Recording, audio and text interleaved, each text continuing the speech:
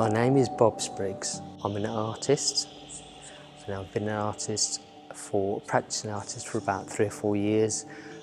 Before that, I was a science teacher for a long time, and that probably explains a lot about my work. It uses science, uses physics to actually create something which is hopefully beautiful and interesting.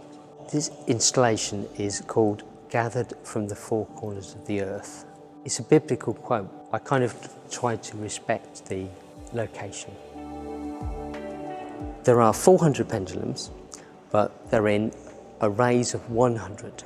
Each array is suspended from an aluminium frame, and then there are perspex rods hanging, and at the end of them is 400 pendulums. In the base there is electronics which have electromagnets which fire on pulses about once every minute, so that once they're switched on at the mains, they will actually start moving and they'll carry on moving until you switch them off, and then they'll stop moving about 20 minutes later, because it takes about 20 minutes for the energy to dissipate. Most of them are magnetic, but some have no magnets at all, so that they remain still when all the other pendulums around them are moving. This is a population of pendulums, and there are parallels with the way in which people interact with each other. What affects one individual affects those around it. How you interpret that is entirely up to you. Personally, it's about exclusion or inability to interact, or a choice not to interact.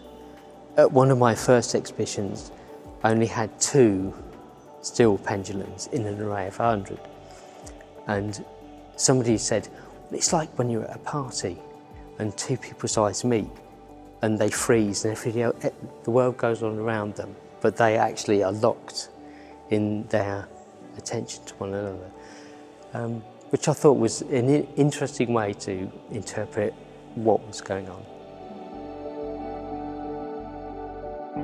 My name is Levi Spriggs, and Bob Spriggs is my dad. He's got me to help assemble his art. As far as I've seen, he's not really been as enthusiastic about anything as much as he has with this. So it's been quite nice to watch him put it all together. So it's got, I think, a bit of more of a bonding experience more than anything to do with the actual piece itself. Having sort of walked from the other side to here, there are very few people that couldn't be impressed by the sheer weight and effort behind the structure. The fact that it comes from someone who has physical disabilities is in itself a testament to artistic endeavour, and the fact that it's philosophically interesting probably comes from the fact that Bob's original profession was a teacher in physics and chemistry and things like that. So he's basically taken his artistic skills, applied some of his scientific knowledge and a whole pile of energy. The inspiration probably goes back to when I was a child, and my dad was an electrical engineer, so he used to bring magnets back for me and my brother to play with as toys. And that feeling the invisible force between magnets was a very powerful one, very strong. And I think I carried that forward as an interest in my science career.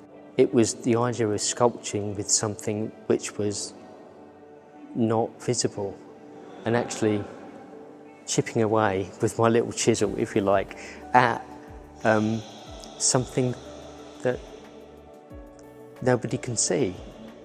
Most people react to it as a calming, hypnotic, mesmeric experience. They look at it and they're entranced by the movement, the randomness. It's a bit like the water in a harbour, you know, the way that the waves interact, and it's quite a calming, restful experience. Hopefully people that are visiting the church and are looking for something that is restful, calming, soothing, whatever, will find some sort of benefit from this.